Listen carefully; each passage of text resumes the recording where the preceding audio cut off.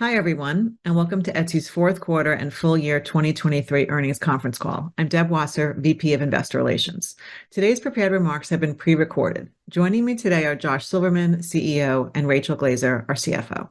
Once we are finished with the presentation, we will take questions from our publishing sell-side analysts on video. Please keep in mind that our remarks today include forward-looking statements related to our financial guidance, our business, and our operating results, as noted in the slide deck posted to our website for your reference. Our actual results may differ materially. Forward-looking statements involve risks and uncertainties, some of which are described in today's earnings release and our most recent Form 10-Q, and which will be updated in future periodic reports that we file with the SEC. Any forward-looking statements that we make on this call are based on our beliefs and assumptions today, and we disclaim any obligation to update them. Also during the call, we'll present both GAAP and non-GAAP financial measures, which are reconciled to GAAP financial measures in today's earnings press release or the slide deck posted on our IR website, along with the replay of this call. With that, I'll turn it over to Josh. Thanks, Deb. We're pleased to speak with you today about our recent performance, but more importantly, to preview some of our exciting initiatives for 2024.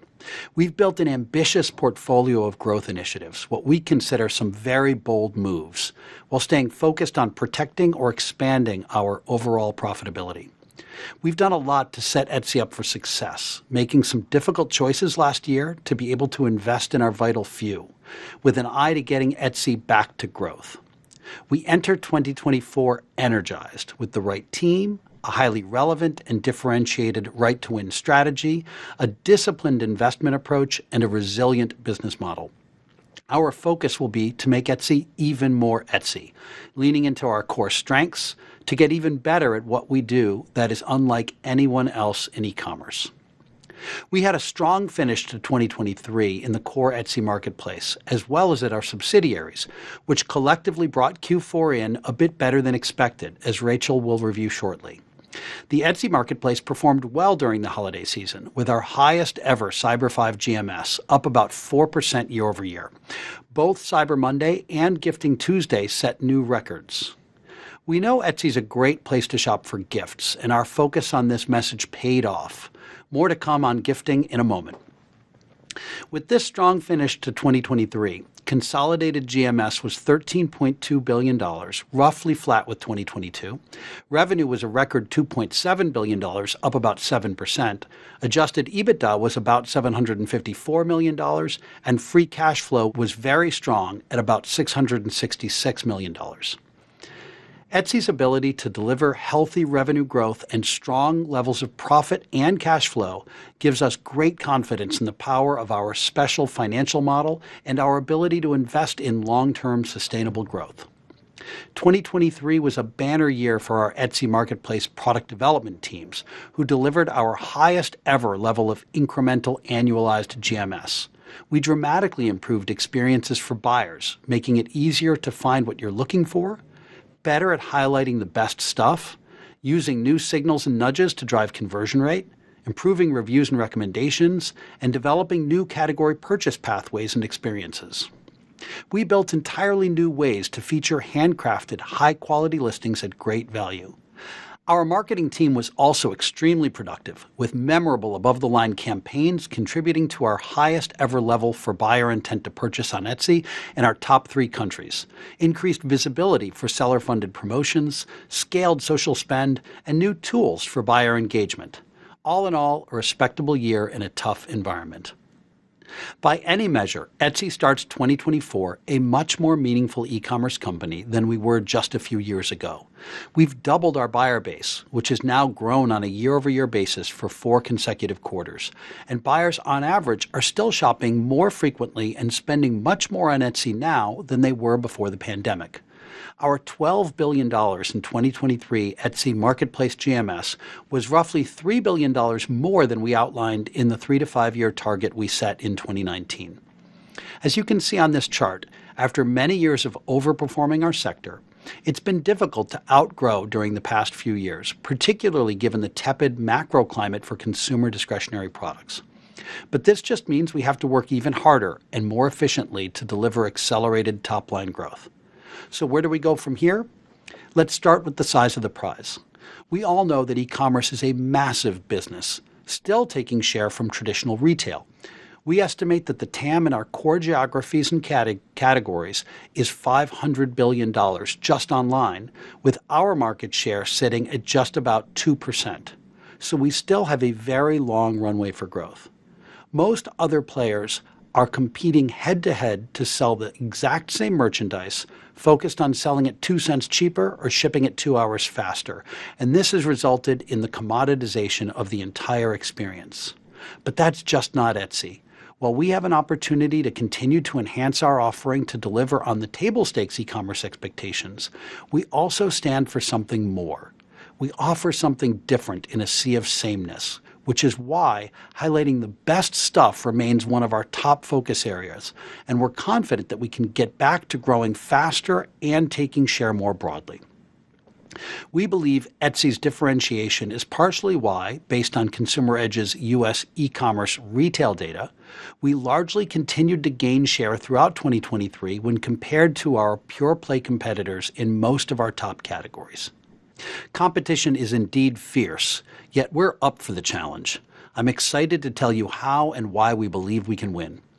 As we built our plans to re-accelerate growth this year, we've been very clear-eyed about where we are today, where our competitors are, and where our strengths lie. Some of what makes us special is also what's historically held us back from being thought of for everyday purchase needs. Buyers too often think of Etsy only for very specific needs or at the end of their shopping journey, or it simply takes too much time and effort to find the best things among our now over 100 million items. Or buyers worry about the post-purchase experience. And because of that, the number of times buyers purchase from Etsy per year, as well as what they spend with us, are both still much lower than for some of our peers. We know Etsy has many millions of high-quality listings that offer great value.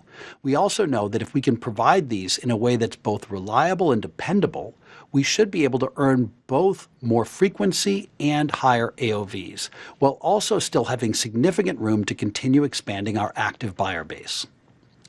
As we work to gain share in 2024 and beyond, we'll stay focused on our vital few, making some bold moves to break down brand barriers so that buyers will think to shop with us even more often, across a wider range of purchase occasions, leading to significantly improved consideration and ultimately increased frequency, which we believe is one of the keys to unlocking growth for Etsy. So while we'll continue to focus on adding more buyers around the globe, expanding seller services and revenue streams and so on, today I'll focus primarily on this consideration opportunity. In fact, we've got a portfolio of compelling initiatives lined up designed to move the needle on consideration and frequency. In addition to gift mode, which I'll tell you more about in a moment, we're also hard at work researching options for a buyer loyalty program to give buyers explicit reasons to come back and shop more often. We'll do a lot more on the value and the reliability front, for example, with innovation planned to improve the predictability of shipping costs for both buyers and sellers, as well as work to improve shipping timeliness, for example, shortening our estimated delivery dates this year by at least 2 days. While we've made great progress in both of these areas, we have significantly more room to go to make sure we can meet buyers' expectations and drive significant GMS while doing it in a way that remains very Etsy. We've also seen some really strong growth in international markets over the last few years and are particularly excited about plans we have to not only concentrate on building domestic vibrancy in our core markets, but also some new initiatives to drive cross-border transactions and further growth and vibrancy across key geographies, especially in Europe. We've got a lot in store, but for today, the one bold move I'm thrilled to tell you about is gift mode. As you've likely seen over the last few weeks, Etsy is all in on gifting. Our goal is to evolve Etsy from being one of the places you can go to find a gift to being the indispensable partner for all of your gifting missions. Not only is gift mode an important product launch, it represents a significant deviation from our normal approach, where we historically launch a series of measurable, incremental product improvements with minimal fanfare. With gift mode, we've meaningfully augmented our playbook to not only create a great new product experience, but also to create consumer buzz about the product in a way we've never done before, with unmissable stories, content, and moments to build excitement. Why gifting for Etsy? Gifting can be stressful, and fundamentally different than buying for yourself in multiple ways. Knowing what to buy, the logistics of how, when, and where your gift will arrive, what if the gift recipient doesn't like it, and so on. A gift can be perceived as a representation of yourself or how much you care for the recipient, all of which makes it important and stressful. Given we're known for that special item, made and sent with a human touch, we believe we're uniquely positioned to take the stress out of gift buying. Data supports that buyers crave help here. 2/3 of Americans struggle to find the perfect present, and the vast majority, 71%, have felt anxiety about gift shopping in the past year. We believe gifting is an ideal use case for Etsy. We have an enormous conviction that this is a space we can and should own, and, if done well, can lead to market share gains across our core categories. After all, do you really want to buy that special gift at a mass retailer whose brand primarily stands for commoditized and cheap? Not only is gifting the perfect Etsy use case, it's an always-on opportunity for us to add value. Gifting is not just a seasonal buyer need. There are reasons to give gifts nearly every day of the year. According to our survey work, about 45% of gifts are purchased for personal occasions such as birthdays, births, weddings. Another 45% of all gifting happens for holidays, both seasonal and secular holidays, Valentine's Day, Mother's and Father's Day, and more.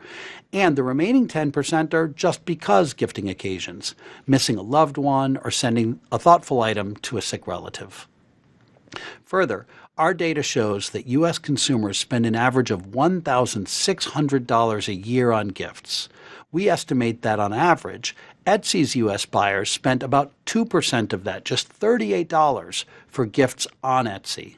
There are literally millions of high-quality items on Etsy made and designed by real people that make great gifts for every occasion, budget, and interest. Yet because we sell so many things for such a vast variety of purposes, it's difficult for people to know when to turn to us, and we often aren't the first place people think of or come to when they're on a gifting journey. Only about 10% of U.S. shoppers name Etsy top of mind as the place to shop for gifts. And there's no single brand that really owns gifting. So we see this as an early stage opportunity. Another way to look at this opportunity, we estimate that only 43 million of our global Etsy buyers bought a gift from our sellers last year, which means that over half of our active buyers didn't. And that's not even counting the tens of millions of other shoppers for whom gifting can be a compelling reason to start shopping on Etsy. Gifting represents a huge TAM. We estimate the relevant opportunity to be about $200 billion in the U.S. alone. We believe our market share is about 1%. So even moving up to 2% would be a $2 billion growth opportunity for us. Obviously, that $2 billion is already captured in the very large TAM mentioned earlier, but by defining this space and investing with focus in gifting, we believe we can move the needle on growth. So, what's gift mode? It's a whole new shopping experience where gifters simply enter a few quick details about the person they're shopping for, and we use the power of artificial intelligence and machine learning to match them with unique gifts from Etsy sellers. Creating a separate experience helps us know immediately if you're shopping for yourself or someone else. Hugely beneficial information to help our search engines solve for your needs. Within gift mode, we've identified more than 200 recipient personas, everything from rock climber to the crossword genius to the sandwich specialist. I've already told my family that when shopping for me, go straight to the music lover, the adventurer, or the pet parent. We've incorporated some great new ways to help the procrastinator or alleviate the general concern that Etsy gifts won't arrive in time. Let's show you how it works. Finding the perfect gift can be stressful. Don't panic. Try Gift Mode, a brand new shopping experience from Etsy that supercharges your gift-giving potential. My sister Zoe's birthday is coming up, so I head to Gift Mode. On the gifting quiz, I select Sister and Birthday and pick a couple of her interests. Let's see. She likes food, home decor, and let's add astrology. Voila! Gift Mode gives me tons of ideas, perfect for Zoe. Let's check out the foodie. She'd love this. Oh, And I can personalize it with our grandmother's famous cookie recipe. I can't be with Zoe to celebrate, so on her birthday, she gets an email from Etsy letting her know there's a gift on the way from yours truly. Zoe clicks the link to her personalized gift page. I've also chosen to let Zoe reveal her gift if she wants, and she can't help herself. She can even reply to thank me for the gift. Who knew it could be this easy to win at gifting? Find Gift Mode online and in the Etsy app today. Early indications are that Gift Mode is off to a good start, including positive sentiment from buyers and sellers in our social channels, very strong earned media coverage, and nearly 6 million visits in the first 2 weeks. As you test and shop in Gift Mode, keep in mind that this is just the beginning. We have an exciting roadmap planned for gifting discovery journeys, logistics, and experiences to make Gift Mode easier and more delightful for both the gifter and the giftee, and to get both coming to us more often. Before closing, I'll comment on the solid recent contributions from our subsidiaries. Depop's performance significantly improved in 2023, returning to healthy year-over-year GMS growth, with very strong double-digit growth in the U.S. and strong growth in revenue. The U.S. is a large opportunity for Depop, with the resale market forecasted to be over $40 billion by 2027, growing 9 times faster than the broader retail clothing sector. For the full year, Reverb significantly outperformed the musical instruments industry, and while GMS was about flat, revenue increased on a year-over-year basis. Reverb returned to GMS growth in the fourth quarter, primarily attributable to their focus on used and outlet inventory. The Reverb team made some organizational changes late in the year, which we currently expect will help the business achieve adjusted EBITDA profitability this year. We believe the best is still ahead for Etsy. Right now is a moment when many consumers are feeling stretched, with low confidence in the economy and less money to spend on discretionary items. But it's a moment that we believe will pass. Etsy's mission and compelling right to win remain relevant and sound. I'd like to officially welcome Mark Steinberg to Etsy's board of directors and believe he'll bring unique and valuable experience as an investor and board member in the technology, digital media, and e-commerce industries. And most importantly, he shares our passion for Etsy's mission and excitement about our future growth opportunities. I want to thank the Etsy, Reverb, and Depop teams. You've all worked with incredible heart, creativity, and determination to delight our buyers and help our sellers grow. We're going to lean in hard to our differentiation and believe we have the financial strength to do so in a sustainable way. We've started the year off with a bang with Gift Mode, and that's just the beginning. I'm confident we can get back to the kind of growth that we and all of our stakeholders can be proud of. With that, I'll turn it over to Rachel. Thanks, Josh. And thank you everyone for joining our fourth quarter call. My commentary today will cover consolidated results, key drivers of performance, and Etsy Marketplace standalone results where appropriate. As a reminder, we divested Elo7 on August 10th, 2023, so please take that into consideration when you compare year-over-year and quarter-over-quarter consolidated results.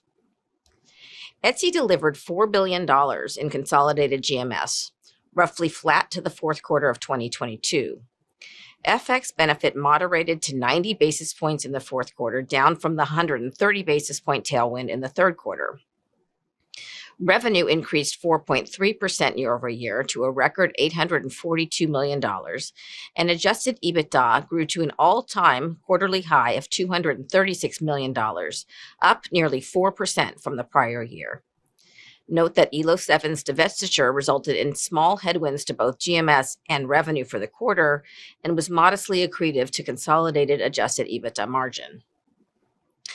Following a challenging October, Etsy's Marketplace's year-over-year GMS trendline improved in November and December due to the solid holiday performance Josh described earlier. We had a nice end to the quarter with better than expected GMS growth across all of our brands, enabling us to come in slightly above our mid-December revised guidance for GMS and revenue. Within our consolidated year-over-year revenue growth of 4.3%, consolidated marketplace revenue grew 2.6% due to higher payments revenue related to a mix shift of more international transactions that yield higher fees, growth in subsidiary payments fees, and higher off-site ads revenue. Services revenue was once again a key contributor to growth, increasing 9.4% year over year. Etsy Ads was the primary driver of this strength, with continued improvements to ad relevance. We delivered a consolidated take rate of 21%, largely flat to the prior quarter, and slightly above the take rate implied at the midpoint of our quarterly guidance provided in mid-December. For the full year, our consolidated take rate increased approximately 160 basis points due to strong growth in Etsy Ads, our April 2022 transaction fee increase that was incremental for most of the first half of 2023, as well as payment fee expansion. Fourth quarter consolidated adjusted EBITDA margin was 28%, at the high end of our latest guidance, but down about 10 basis points from last year, partially due to a lower gross margin, primarily the result of an increase in the cost of refunds for orders not covered by Etsy purchase protection, as well as higher marketing spend.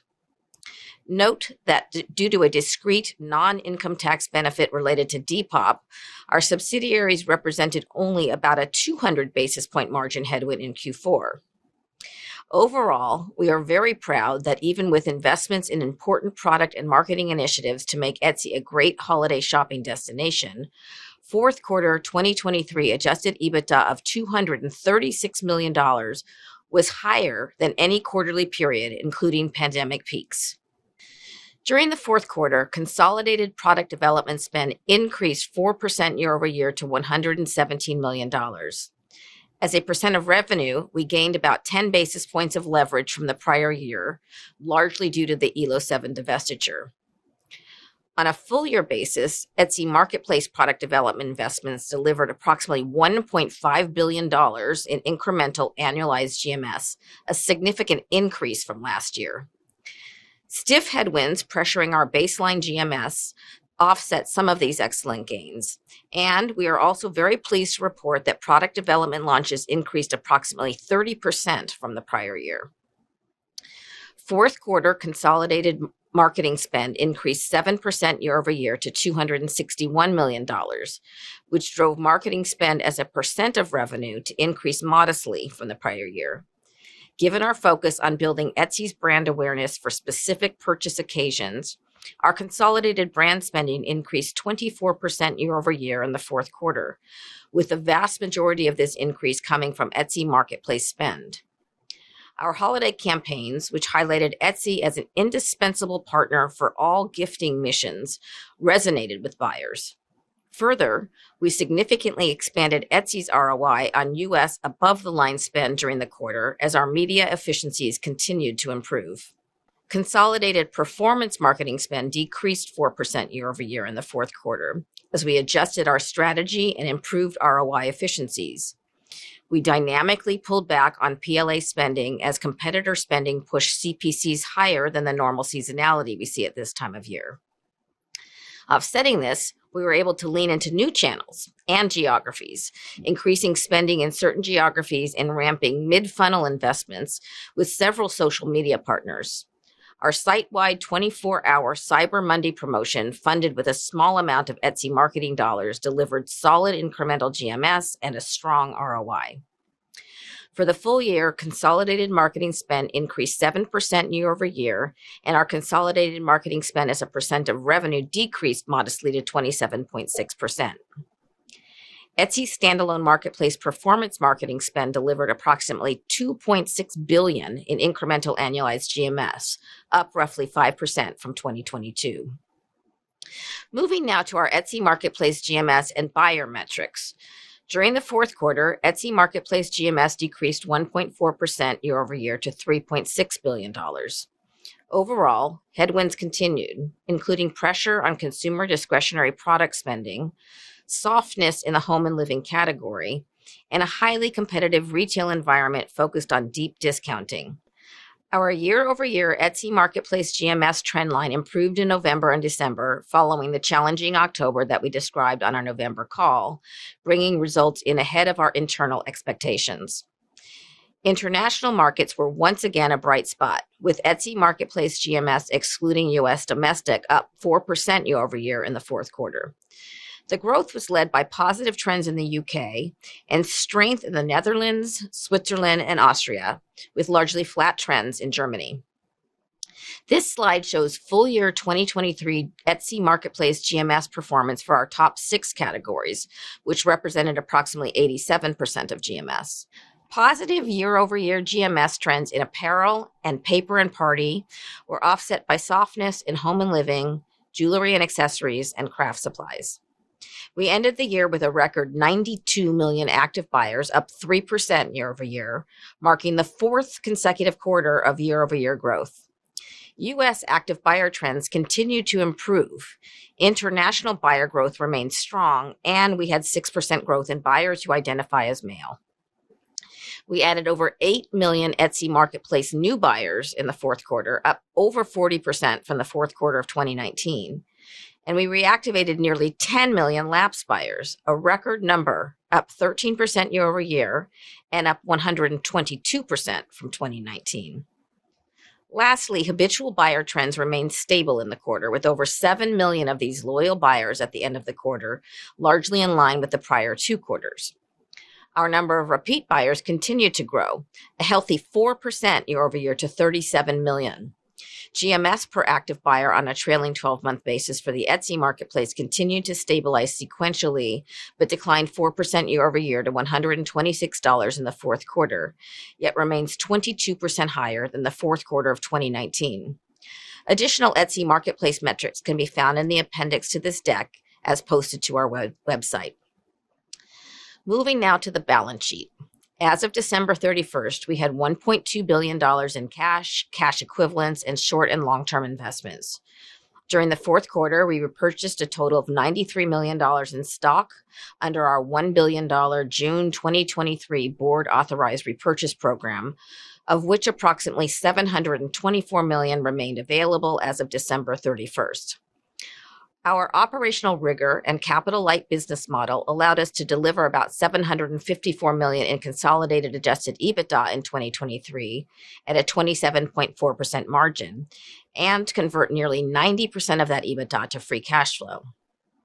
Our free cash flow in the fourth quarter was a healthy $283 million.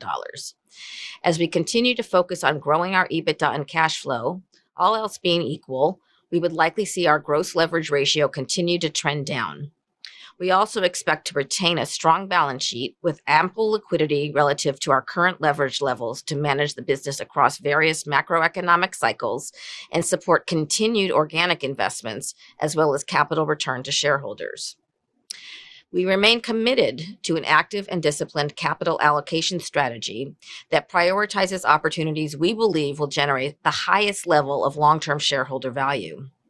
In the past, we have communicated our philosophy to offset dilution from stock-based compensation by repurchasing our shares. In 2023, capital return accounted for nearly 90% of our free cash flow, demonstrating a shift in our capital return strategy to more intentionally return a higher percentage of free cash flow, especially during times of volatility in our stock and when valuations are meaningfully below our view of fair value.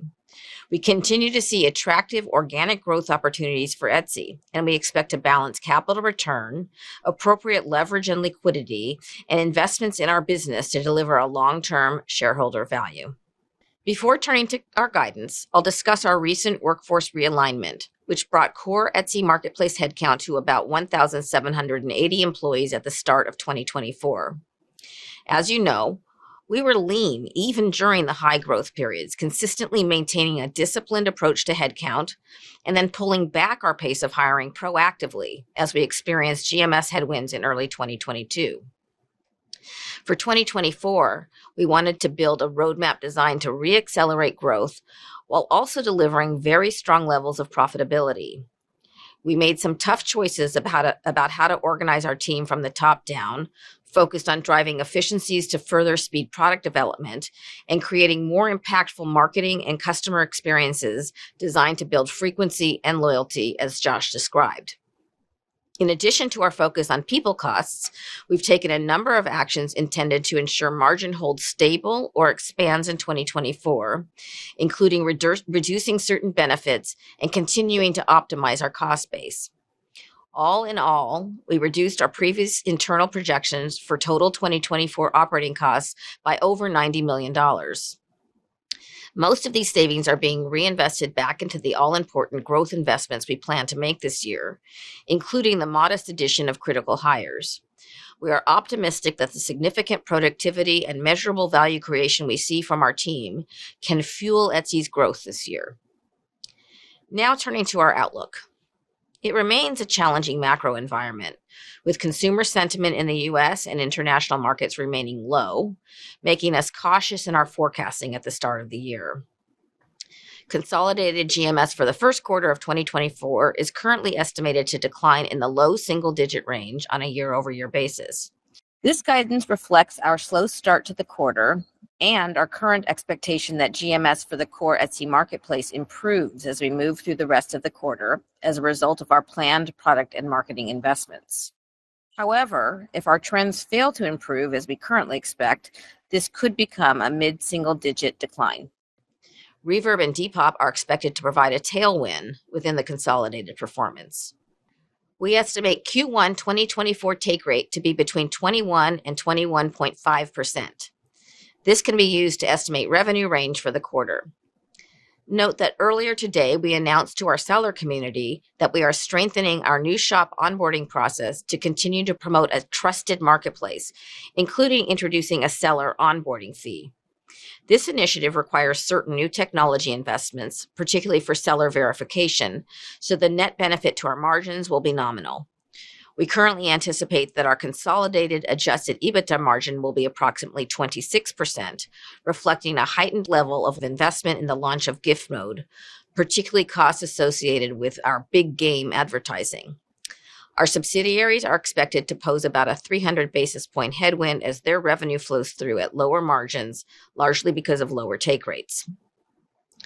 We currently expect the first quarter to be our low point in year-over-year growth for both GMS and revenue, as we begin to see the expected benefits of our product and marketing investments kick in starting in the second quarter. We currently expect that consolidated revenue growth should outpace GMS growth in 2024, with full-year take rate at or ahead of the Q1 level, with further expansion of Etsy Ads and the annualized impact of the recent Etsy Payments expansion into 7 new markets being the primary drivers of improvement. Beyond this, we'll continue to look for ways to drive a fair exchange of value for all 3 of our marketplaces. We currently expect to maintain very healthy margins, with consolidated adjusted EBITDA margin in 2024 at least similar to the level we delivered in 2023. We are energized by our portfolio of growth initiatives for 2024, which we believe can reignite our growth despite the continued challenging macro. Thank you all for your time today. I'll now turn the call over to the operator to take your questions. If you would like to ask a question, please click on the raise hand button, which can be found on the black bar at the bottom of your screen. You may remove yourself from the queue at any time by lowering your hand. When it is your turn, you will hear your name called and receive a message on your screen asking to be promoted to a panelist. Please accept. Wait a moment, and once you have been promoted, you may unmute your video and audio and ask your question. As a reminder, we are allowing analysts 1 question and 1 related follow-up today. We will wait 1 moment to allow the queue to form. Thank you. Our first question will come from Nikhil Devani with Bernstein.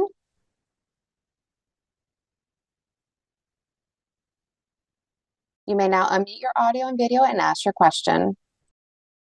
Hi there. Thanks for taking the question. Appreciate it. And thanks for providing 24 commentary as well. I just wanted to ask about the GMS outlook a little bit more. Can you talk about the kind of magnitude of improvement that you're expecting to see in GMS as the year goes on? Do you think that there's line of sight back to positive year-on-year growth as well at some point in the year? And then as a follow-on, could you provide some clarity around the product and marketing initiatives that are kind of backing up this outlook for improvement in GMV? Thank you. Okay, so in terms of the magnitude of the growth, we gave you what we're comfortable giving you right now. So anything more than that, if we could have been more specific, we would have in terms of when do we get back to positive growth and et cetera. It's certainly our aspiration. We believe we have every right to be growing, not just positive, but faster than e-commerce. And we think, especially when our categories stop being under such pressure and when discretionary consumer product spend in particular stops being under so much pressure, that's going to be very helpful. We do think we outgrew our categories yet again, our pure play competitors in our categories yet again in the fourth quarter. In terms of the product and marketing initiatives that we expect to drive a lot of growth, we laid them out in the call. And so first on consideration, that is the biggest thing. People thinking to look on Etsy, because when they do think to look on Etsy, they usually find something really compelling. So gift mode is a great example of us giving you a moment in time when you should really think, I need to buy a gift. I want to go to Etsy. And gifting is an all year kind of thing. It's not just Mother's Day and Christmas. There's birthdays, anniversaries, back to school, and on and on. And on other key elements in consideration, we said we're in early stages of planning a loyalty program, which is designed to drive consideration among loyal users. More value, more in quality and more in reliability. And I think that portfolio of bold initiatives, I think, can do a lot to continue to drive growth, combined with compelling marketing campaigns. And we're going to continue to work through the funnel on really compelling marketing campaigns as well. Thank you.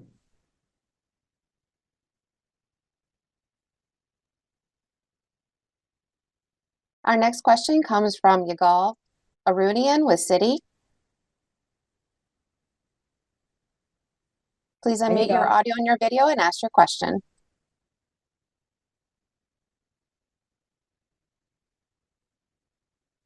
There you go. Sorry, it's a little delay there. Thank you. I'm going to follow up on that a little bit, maybe more narrowly focused, I guess, on the 1Q guidance.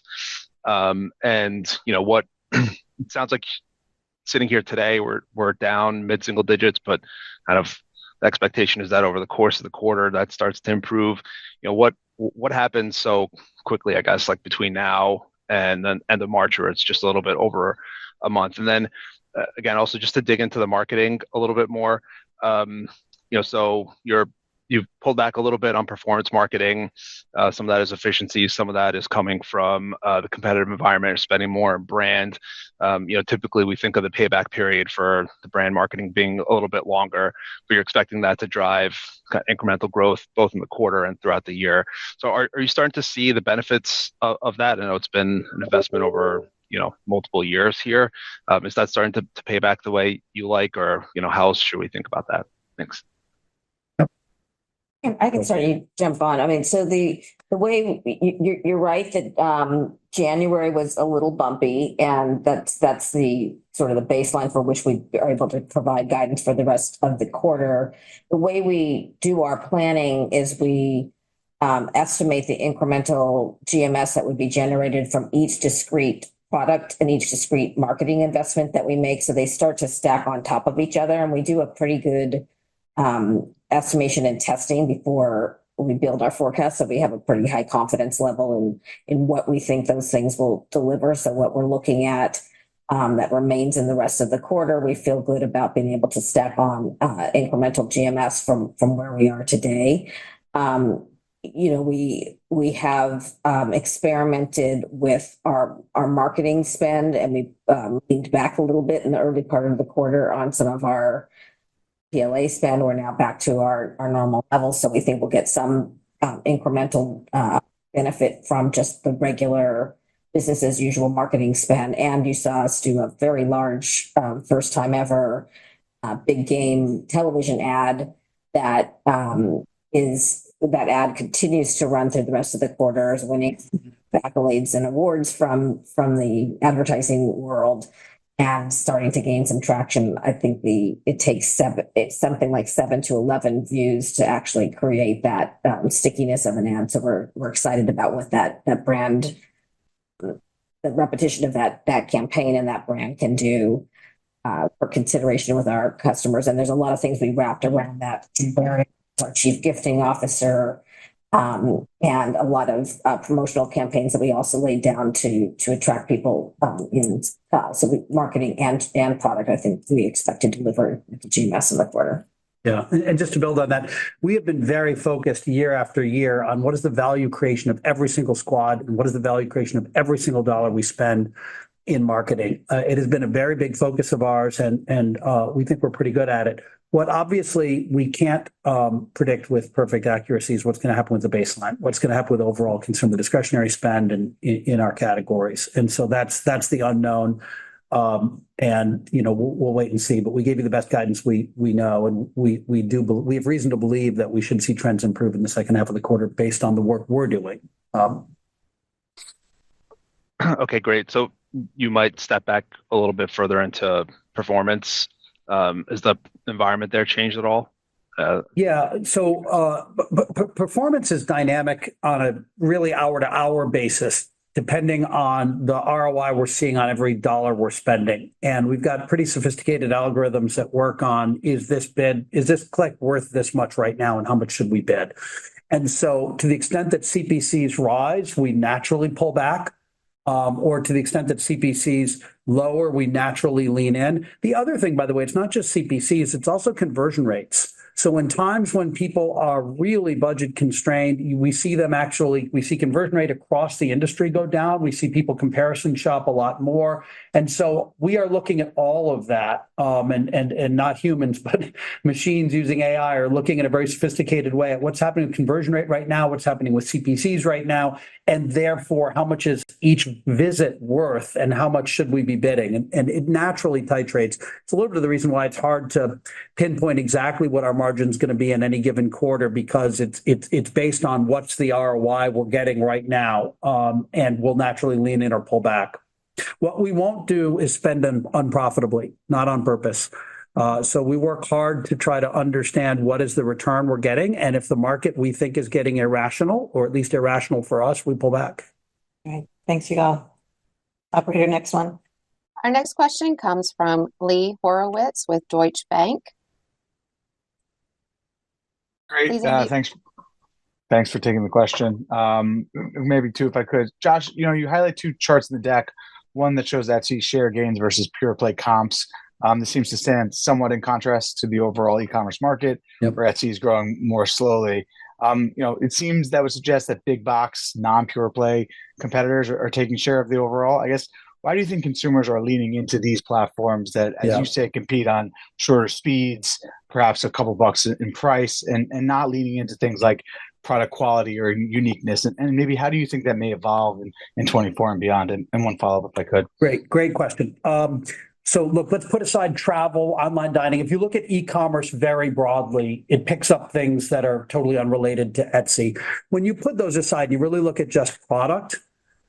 It's very clear that the people gaining share are Amazon, Walmart, Temu, and Shein. And almost everyone else is losing share. The number of other people that are growing quickly, you can count on one hand. Almost everyone is losing share to Amazon, Walmart, Temu, and Shein. And so, first of all, those are people, particularly if we look at Amazon and Walmart, and they're really the big winners. If you look at who's actually, in terms of volume, taking volume in e-commerce, they sell essentials.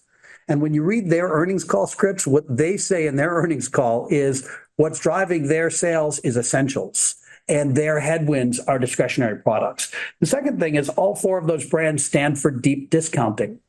And the trends we see right now are people feel their wallet is under a lot of pressure. By the way, tax returns look like they're going to be lower this year than they were last year. You still hear low consumer confidence and concerns about inflation on core things like food prices.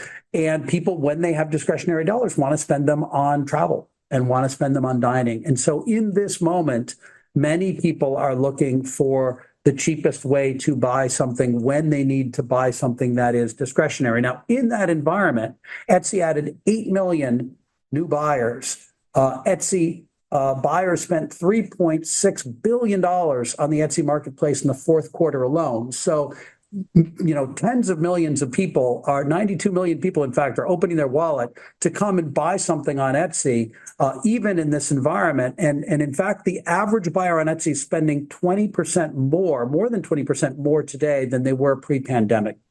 But this is a time when I think products that are not the cheapest possible are out of favor. And I don't think that's forever. When I imagine, going forward, does everyone always want the cheapest version of any given product? No, absolutely not. I think that trend, this is a cycle. We're in a moment in the cycle, and I think we'll move to better moments in the cycle, hopefully soon. Let me add just a couple of quick points about things that are happening, that points specifically to January and Q1 activities that are happening in the macro world. One, at Christmas time, people get a lot of gift cards. And today, Etsy doesn't have a gift card program, and they come into January and they go into retail and they spend their gift cards at places like Walmart and Amazon. Second, they're doing a lot of returns, where they're going physically into the stores and doing a lot of returns. And the third is that big box stores are doing all their clearance right now. So things are continuing to be at deep discounts, as Josh just said. Those are three things that in the early part of this year, Etsy really wasn't in the game on those three areas, and I think affected our January GMS to some extent. Very helpful. And then maybe one follow up on marketing. How do you guys just think about, I guess, efficiently deploying performance marketing dollars in 2024? Obviously, you talked about dynamic. The models are dynamic, but do you feel like you need to perhaps lower the ROI thresholds, given you have a weaker consumer, as you called out, but rising auction costs from those competitors? I guess just help me understand, how you guys maybe are adjusting the way you guys think about marketing, given the challenging underlying dynamics of higher costs but tougher demand. Well, the models automatically incorporate, there's some lag. It takes a couple weeks for them to experience the fact that conversion rates, for example, are down or up, for them to incorporate that. But things like weaker demand meaning conversion rate goes down, the models all automatically incorporate that. Where we're always refining our understanding is we run an incrementality test. For example, on PLAs, twice a year, we hold part of the country dark. And we look at, if we hadn't bought that click, would we still have gotten it anyway? And it turns out that often the answer may be yes. It also may be that if someone didn't click on Etsy, but they saw Etsy, it made them think, oh, Etsy sells that, and they come without having clicked. And so you can over or under attribute. And so several times a year, we actually run a test to determine what we call incrementality tests. How much of the final sale value should we attribute to the fact that someone clicked on that ad? And that changes over time as well, based on competitive environments. So we are constantly adjusting based on that. And another input that goes into the model is, what do we think about things like future take rate? Would you pay today? Would that impact the LTV of a buyer if you think your take rate might go up over time, or if you think you might get more or less frequency over time? So there's some amount of judgment you make, but the models do most of the work, and we really do try to let the models do the work so that we aren't tempted to irrationally over or under invest in any given quarter. That was a great point on the LTV. We're constantly updating the models to increase LTV with every new product launch that we have. As LTV goes up, that's incorporated in the attribution model. So that's happening. The other thing is, you talk about performance ads specifically, but we've been able to start to spend more money in new channels like paid social and in new geographies. And we've experimented with other kinds of marketing, like we used Etsy's P&L to do some Etsy funded promotional campaign. So we're constantly, it would be great to get another Google PLA channel, for instance, that works as hard for us. So that's where we do more of our experimental marketing spend, to see how we can optimize to get those channels to be ROI positive as well. Less likely would be to just drop the ROI threshold and accept a negative return. Right. All right, great. Thanks, Lee. Next question. Our next question comes from Shweta Khajuria with Evercore ISI. Thanks for taking my questions. Let me try two, please. On the GMS growth for this year, has the visibility for you changed? And I guess what gives you the confidence in improving GMS growth? If you could please lay out the key drivers. Is it consideration and the gifting initiative primarily driving it, and or quality, value, reliability drivers, if you want to point to any of those? And then the second question is on the $90 million in savings that will largely be reinvested. Could you please provide a little bit more color on biggest buckets of investments? Thank you. Yeah, I'm happy to take the first if you want. So, so we laid out, first, Shweta, thanks for the questions. And, that slide that had consideration and quality, value, and reliability with key initiatives under each, that's a pretty good roadmap for some of the bigger levers of the year. There are a lot of other things we're constantly doing to just incrementally get better in ways that drive real measurable value. But the way we run this business is we task every squad in the company with a value creation goal. So if you're working on shortening expected delivery date or surfacing higher quality items higher in search, there's a customer metric, but there's also how much extra GMS does that need to produce. And the sum total of that for last year is we think that the team produced about $1.5 billion of incremental GMS. We've tasked the team with even more efficiency than that this year. We continue to find ways to get more efficient, leveraging new tools and techniques, leveraging new processes.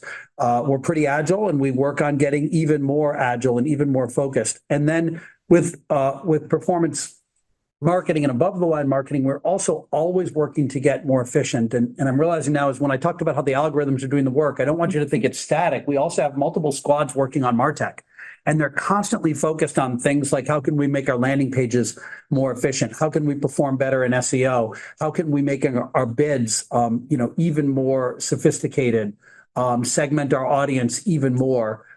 So we're constantly driving efficiency gains from each of our teams and each of our dollars spent. And so what we've done is we've looked at our plan for the year, what we think it's going to deliver in terms of incremental GMS. The assumption on that, again, is what's going to happen with the baseline. And that is the part that's hard for us to know. So the risk in this plan is, I think we're going to execute on the plan, and I think we're going to drive a lot of value. And what's going to happen with the baseline and to what extent is that a tailwind or a headwind to us for the year is still yet to be known. On the $90 million, so a couple things that I want to point out. We reduced our workforce by about 12%, and we cut various operating expenses where we thought that there was room to cut them without losing any productivity or efficiency in operating our business. Of the workforce reduction that we made, we also reduced future open hires. So we not only saved current dollars, but we're saving some future dollars. Our main focus is always on the vital few. So the guiding principle of what we are about was to reprioritize and realign our teams to be working on the fewest possible things that are driving the highest possible impact. That does not mean that we've stopped hiring and that we stopped investing. We see so much room for growth. We talked about our $500 billion TAM. We're less than 2% of it today. We just have so many ideas. Josh laid out a bunch of them that we're currently working on the call. So we're continuing to invest for growth. We are at the top of the pack in terms of revenue per head count in the company. We're very lean. Etsy alone, just Etsy, is only about 1,800 people. And the revenue per head, it's hard to find companies of our size and shape that have revenue per head higher than that. We're really winning there. And if we cut too far back, we're going to get in the way of our own ability to invest for growth. So we feel very comfortable with constantly looking for operational efficiencies, very comfortable with the way that we've reprioritized our expense buckets, and very comfortable with the level of investment we're making going forward. And I just would add that I find the whole commentary on year of efficiency interesting because every year is a year of efficiency for us. Every quarter is a quarter of efficiency. There hasn't been a quarter or a year when we've said, oh, screw it, let's just, invest and hope for the best. We've been obsessed with efficiency and value creation per dollar invested for the 7+ years that Rachel and I have been here. And so every quarter we are looking at is there a way to squeeze more efficiency? Is there a way to cut more cost? And when we find an opportunity to cut costs, the first thing we look at is, can we reinvest that profitably to drive growth? What's going to really move the stock price is getting growth, getting GMS growth up again so that we're driving the multiple. That's what's going to drive growth. But we have to do it with cost discipline. So what we're not going to do is invest irrationally, invest $1 to get $1 or less back. So when we see an opportunity to put that money back into something that's going to drive growth, we're going to do it. The result of that is a business where the core marketplace on Etsy generates EBITDA margin right now over 30%. It's hard to find a marketplace of our size and scale generating EBITDA margins anywhere close to that. And we're very focused on also reinvesting for driving growth. And we're going to continue to make sure we balance those two with an emphasis on investing in growth when we think there's a good opportunity to do so. Great. Thanks, Shweta. Because you got two in there, we're going to go to the next question. Thanks. Thanks, Shweta. Our next question comes from Stephen Forbes with Guggenheim Partners. Please unmute your audio and your video and ask your question.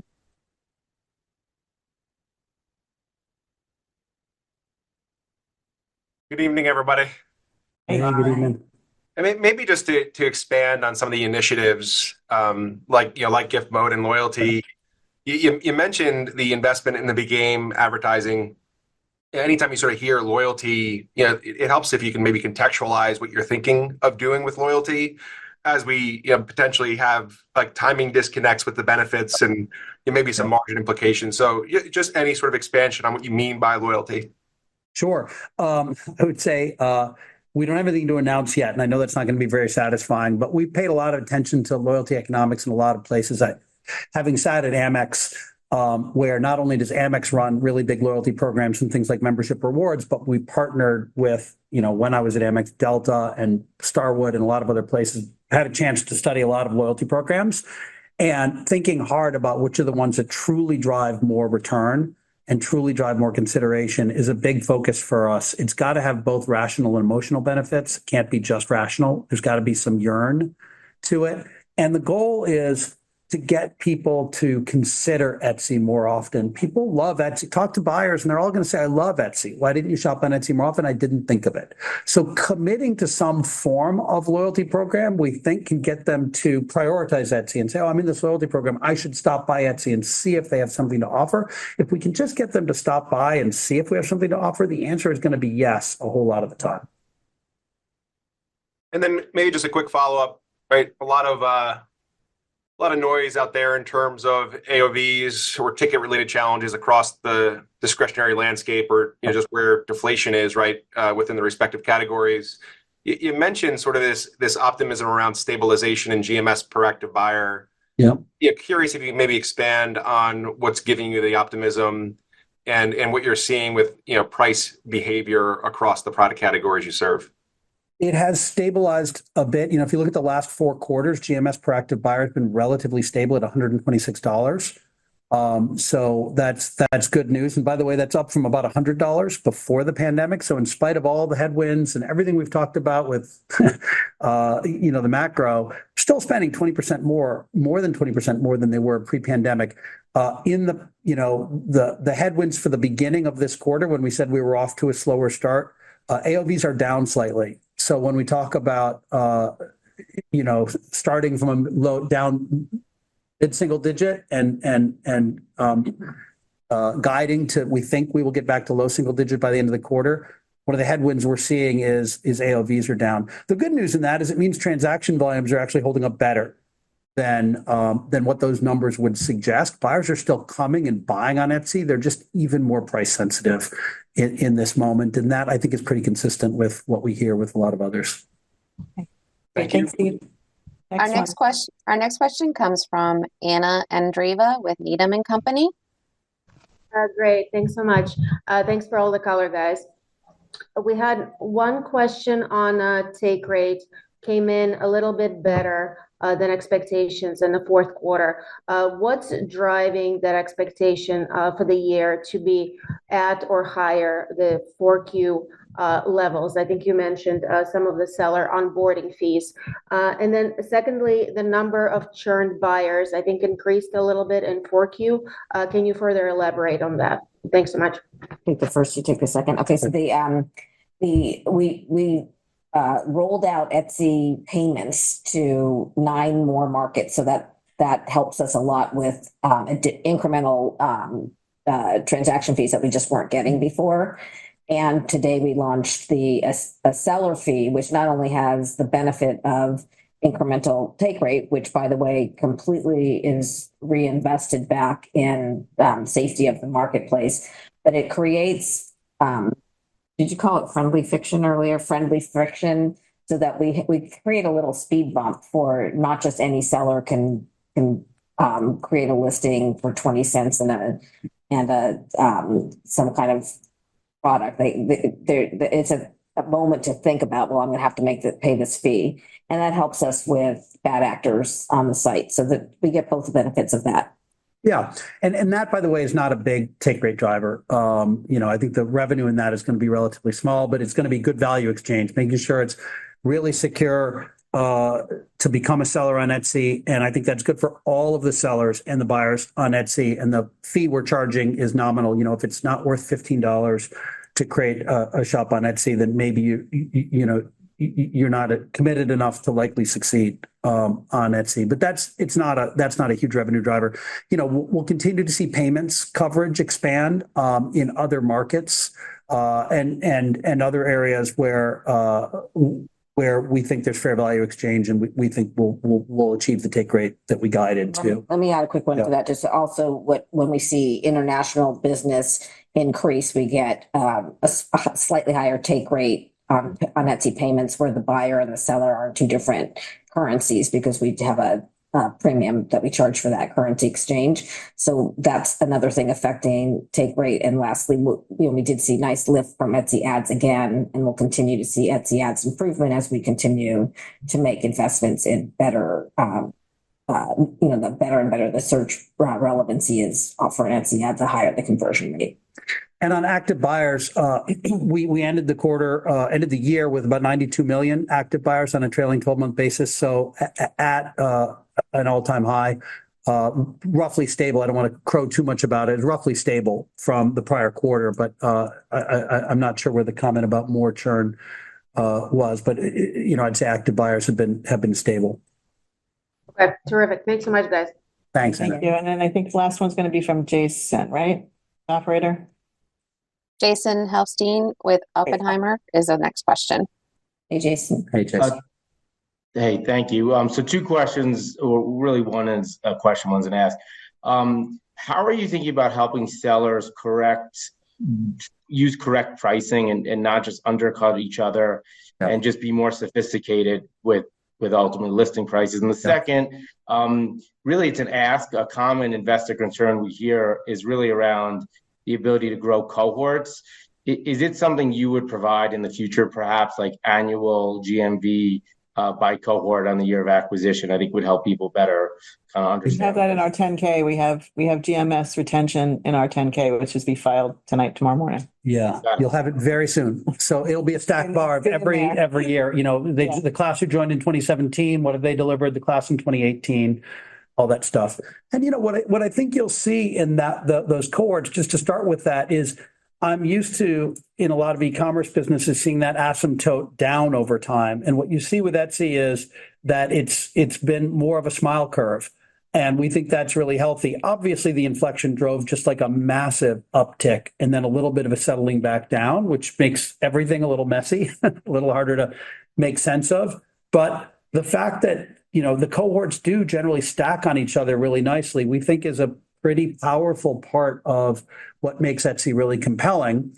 And we've still just been experiencing a bit of, when you look at the stacking of those cohorts, dealing with the post-pandemic, slight compression coming out of the post-pandemic highs, just provides a bit of a headwind. But pricing. On your first point, seller pricing. Yeah. Yes, helping with seller pricing. Great question. So, couple of things. One, we've had a very big focus on not handmade, and we've shared in the past that the percentage of views that encounter an item that's not handmade is, I think the last time we gave an update, it was cut in half. We've made even more progress since then. So it's a very big focus of ours to make sure that mass-produced items are not visible on the site. It's bad for the brand. And it's not helpful for our sellers in terms of price competition. But another thing I talked about very briefly in the call, let me unpack that a little bit more, is really elevating quality even more in search results. And what I mean by that is our search algorithm today is designed to pick items you're likely to buy. Right. So the search algorithm using cutting edge machine learning is saying, what's Jason likely to purchase? What we want it to do is say, what's Jason likely to love? Purchase and love. And so forming more of a point of view around, does this seller give consistently good quality service? Is the item consistently delightful? And that leading to more frequent purchases. Gaining that kind of fidelity and forming a point of view. What's the quality of photography here? What's the quality of the return policies? Does the seller consistently ship on time? And using that to create an explainable AI model to rank who should be on top in search, we think can unlock a ton of value, especially as you then start to expose that to sellers and say to sellers, in order to rank higher, the way to do that is to get better on one of the following metrics. Here's how you're currently doing, and the better you do on these metrics, the better you will rank in search. That creates a race to the top. And I think that's an incredibly exciting thing that we're going to do, that we're very focused on right now. It's one of the initiatives I talked about this year, and I think that over the kind of next couple of years can have a very big impact. Says easy, does hard, because our unexplainable machine learning model is incredibly sophisticated at picking the thing you're likely to convert most at. And so we've got to come up with an explainable version of the model that doesn't do any damage, at least, right? That can largely match our black box model and then get better from there. And there's some R&D that needs to happen, and that's the kind of R&D that's happening right now. All right, great. All right, thanks, Jason. I think we went over time, so operator, I think we're going to cut it here. Thank you. That concludes the call for today. We appreciate your participation. Have a great evening. Thanks, everyone. Thank you very much.